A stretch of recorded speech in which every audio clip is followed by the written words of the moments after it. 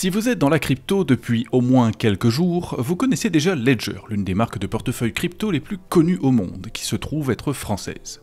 Vous connaissez aussi leur Nano, cette petite clé USB apparue il y a presque 10 ans, ainsi que leur Flex qui était passé sur notre chaîne à sa sortie.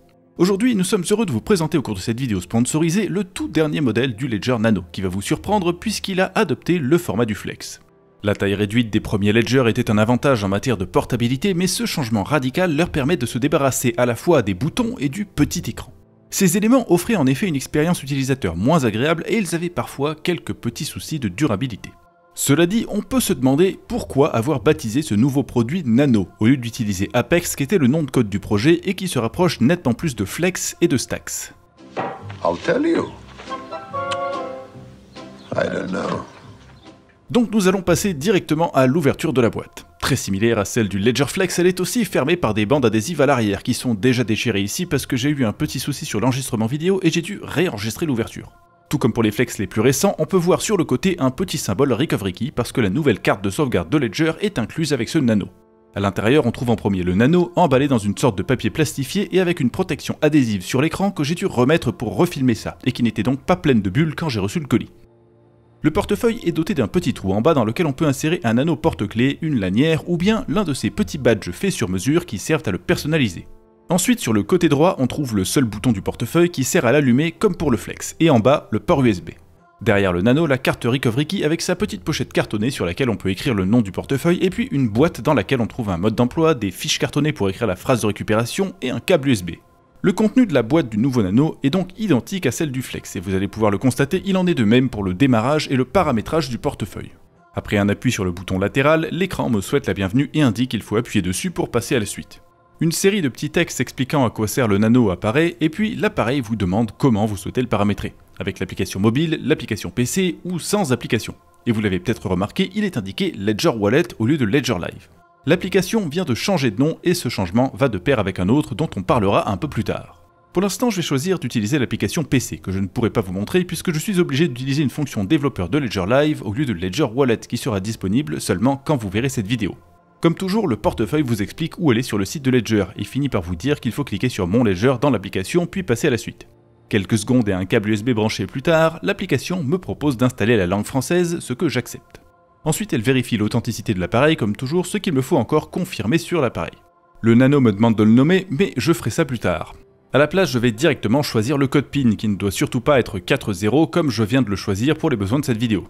Et une fois le code choisi, on peut soit créer une nouvelle phrase de récupération, soit en utiliser une qui existe déjà. Je vais assumer que vous n'en avez pas encore et choisir la première option. Le Nano m'explique tout et me donne les 24 mots que je vais écrire sur l'une des feuilles cartonnées fournies avec. Ensuite, je dois vérifier que j'ai tout bien écrit en reconstituant la phrase de récupération à partir des mots affichés à l'écran. Si je ne fais pas d'erreur, je passe à la suite avec un avertissement contre les arnaques les plus courantes et des explications sur l'étape suivante qui est celle de la sauvegarde. Grâce à la Recovery Key qui est fournie avec, plutôt que de seulement reposer sur le papier, le Nano vous propose directement de faire une copie sécurisée de vos données. Il y a aussi l'option d'utiliser le service Ledger Recover, mais c'est payant et plutôt destiné à un public moins expert en la matière, alors je vais seulement utiliser la Recovery Key. Et pour ce faire, il me suffit d'appuyer sur « J'ai une Recovery Key » et de la placer derrière le Nano comme indiqué sur l'écran. Ensuite, il affiche le numéro d'identifiant de la carte Recovery Key que je sais être correct puisque je l'ai vu au verso de la carte en ouvrant la boîte. Donc je peux appuyer sur « Lancer la configuration » et choisir un code PIN pour la carte qui doit être sécurisé, ce qui veut dire qu'en principe, il ne doit pas être le même que celui du portefeuille. Et dans tous les cas, une fois ce deuxième code PIN choisi, on peut remettre la carte derrière le Nano pour qu'il écrive les données à sauvegarder dessus. Enfin, on peut choisir de nommer cette carte, mais je vais encore une fois passer à la suite et utiliser l'application PC pour installer les micro-applications nécessaires à son utilisation sur le Nano.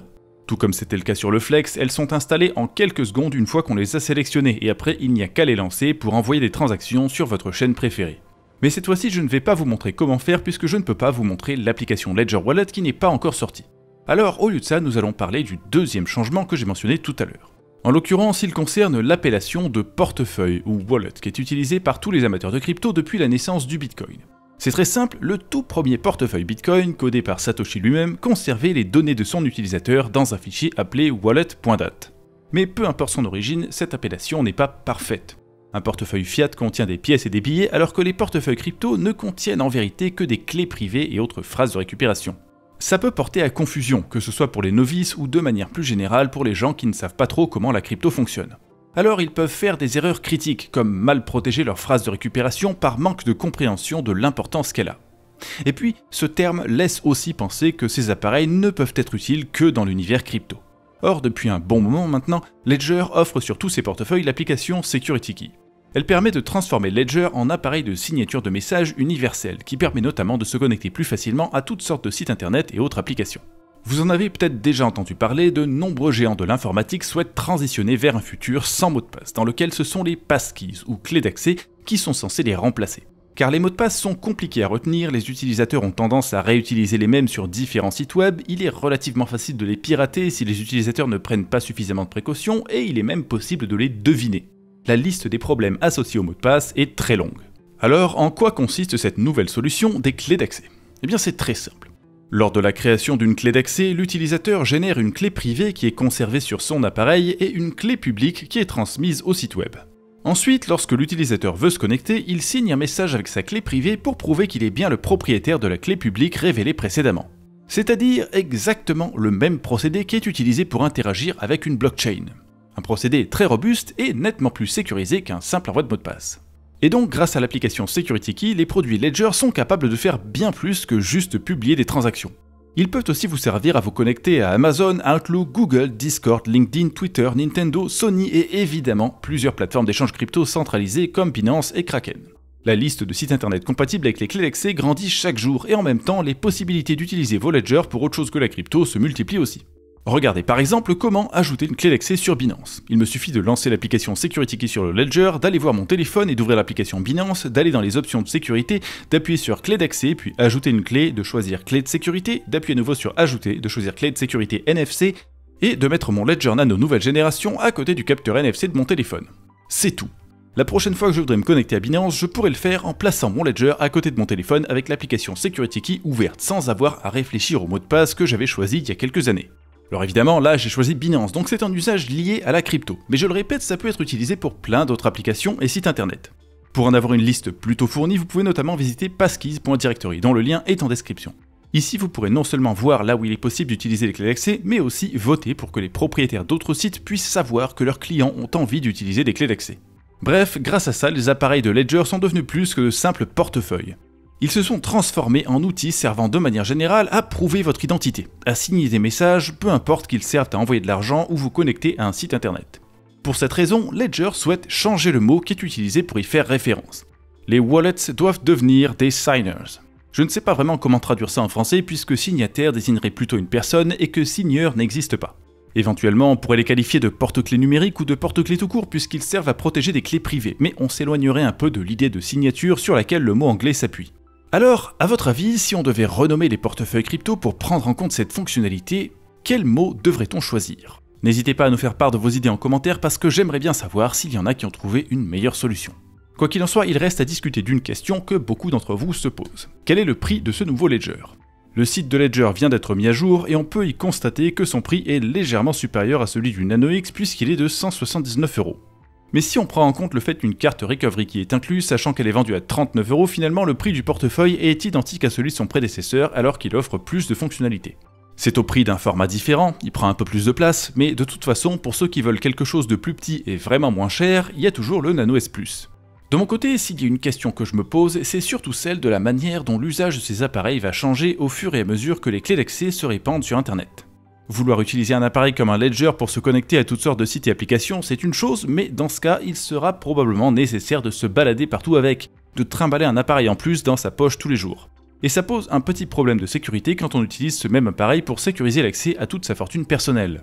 Sortir un Ledger de sa poche pour tout et n'importe quoi, c'est la garantie qu'un criminel opportuniste finira par le remarquer, et je vous laisse imaginer comment ça peut se finir.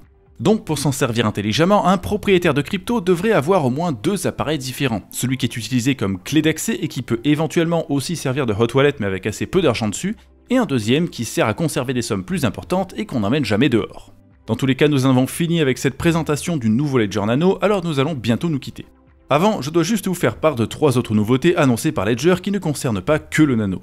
Premièrement, un plus grand nombre d'applications DeFi pourront être connectées aux appareils Ledger en permettant à leurs utilisateurs de visualiser sur l'écran du Ledger le contenu des transactions. Fini les signatures à l'aveugle. Maintenant, vous pourrez voir, par exemple sur OneInch, quel jeton vous vous apprêtez à échanger exactement.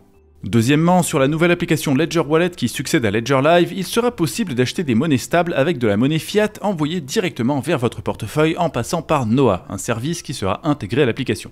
Si j'ai bien compris, après une inévitable procédure KYC, vous pourrez ouvrir à votre nom un compte bancaire dédié vers lequel virer des fonds qui seront échangés ou échangeables contre des USDC. Enfin, troisièmement, il y aura de nouvelles campagnes de récompenses, et notamment jusqu'à 400 000 $ de SUI à gagner en utilisant différentes fonctions de l'application Ledger Wallet. Bref, si toutes ces nouveautés vous intéressent, je vous invite à cliquer sur notre lien d'affiliation dans la description pour en profiter et bénéficier en plus de la promo spéciale Journal du Coin, c'est-à-dire 10 $ de Bitcoin offerts à l'achat d'un appareil Ledger, ce qui correspond essentiellement à une réduction de 20% sur les Nano S+.